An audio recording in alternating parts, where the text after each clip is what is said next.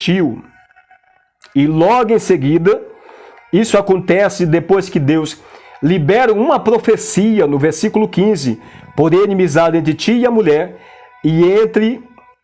porém inimizade entre ti e a mulher, e entre a tua semente e a sua semente, esta te ferirá a cabeça, e tu lhe ferirá o calcanhar. Nós sabemos que aqui é uma profecia falando da pessoa do Messias, Jesus. Ou seja, a Eva que foi levada ao pecado, da mulher, Deus vai prover o resgate da humanidade. Amém? E em seguida, no verso 21, e fez o Senhor Deus a Adão e a sua mulher túnica de pele o vestiu. Eles tinham, no versículo 7 do capítulo 3, uma espécie de tanga. Eles estavam pelados, toda essa parte de cima, as suas pernas, mas somente as suas partes mais íntimas foram cobertas com aquelas folhas de figueira, cozida por eles e feita ali uma espécie de roupa.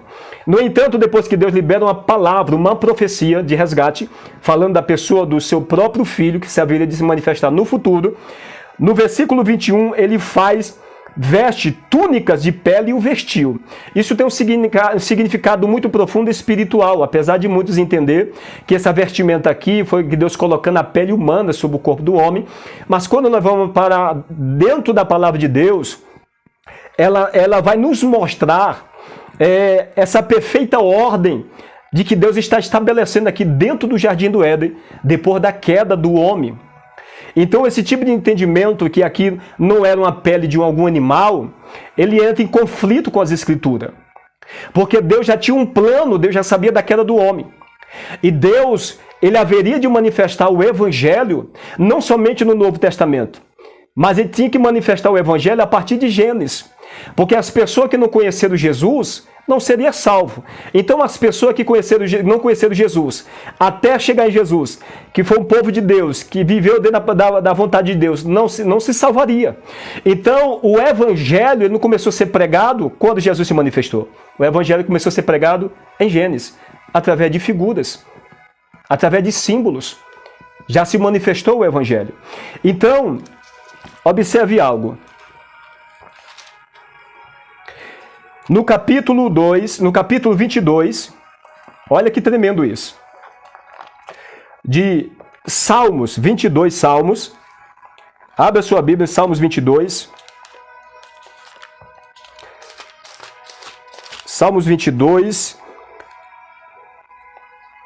O versículo 16, 17 e 18. Olha só o que está escrito. Está escrito assim. Pois me rodearam os cães, aleluia, e juntamente malfeitores me cercou, transpassaram-me as mãos e os pés. Essa profecia está falando de Jesus. Transpassaram-me as mãos, cravo no madeiro, e os pés, cravo no madeiro. Mas por que Jesus teve que ir para a cruz? Olha só o que acontece nos textos seguintes. Poderia contar todos os meus ossos.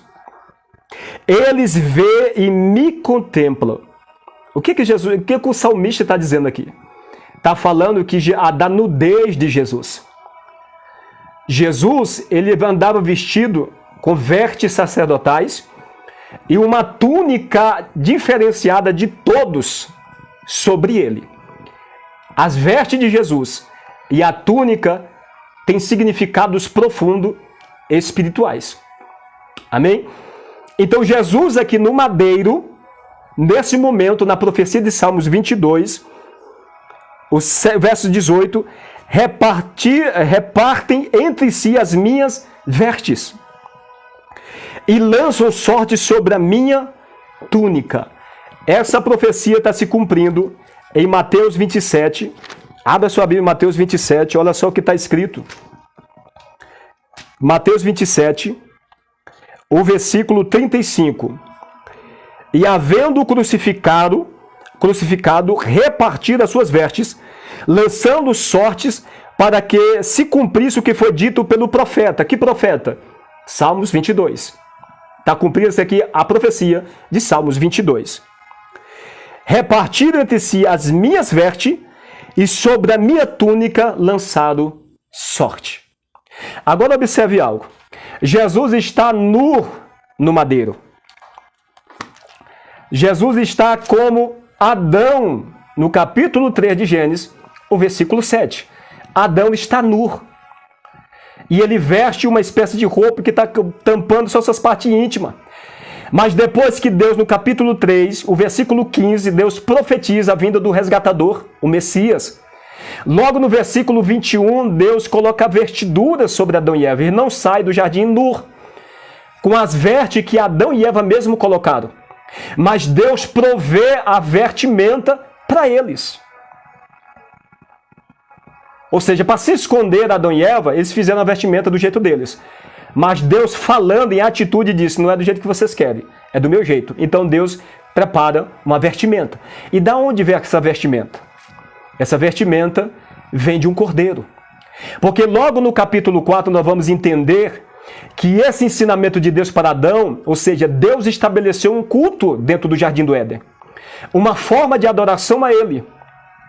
Quando a gente vê pela primeira vez ofertas claramente de Abel e Caim a Deus, aonde Abel aprendeu a oferecer sacrifício a Deus?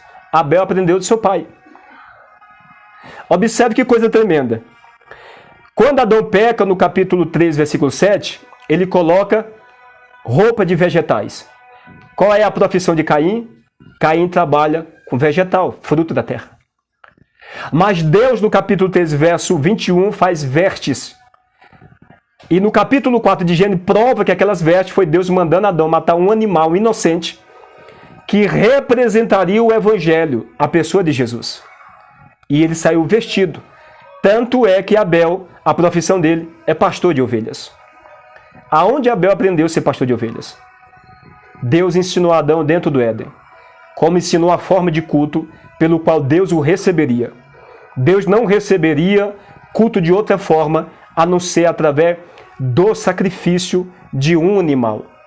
Porque esse animal era uma figura, não a imagem exata, conforme está em Hebreus capítulo 10, verso 1.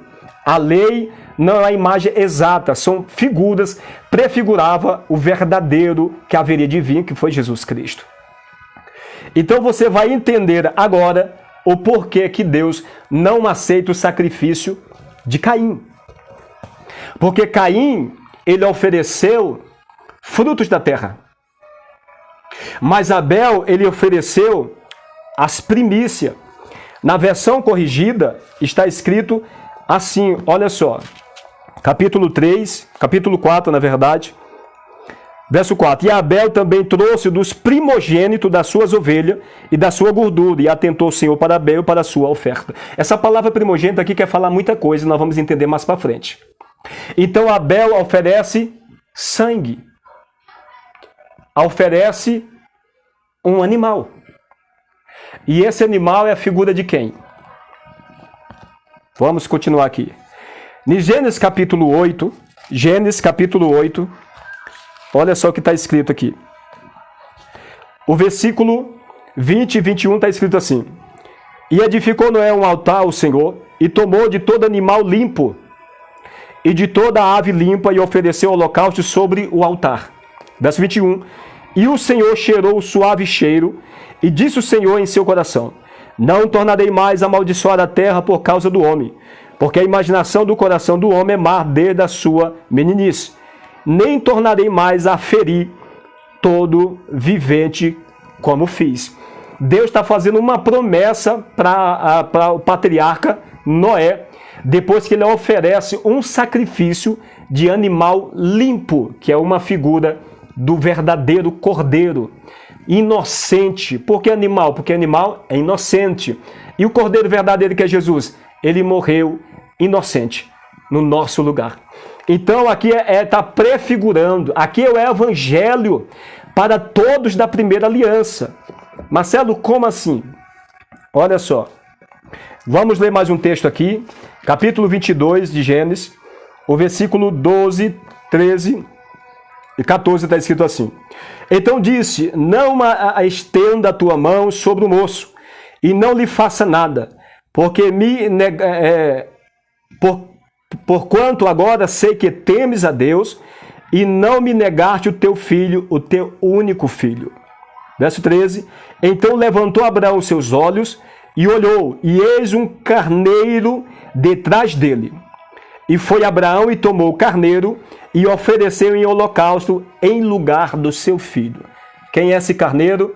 Prefigura Jesus. Deus provando a Abraão, sendo ele o patriarca, o pai da fé, que tem uma representação também nele, e Isaac, que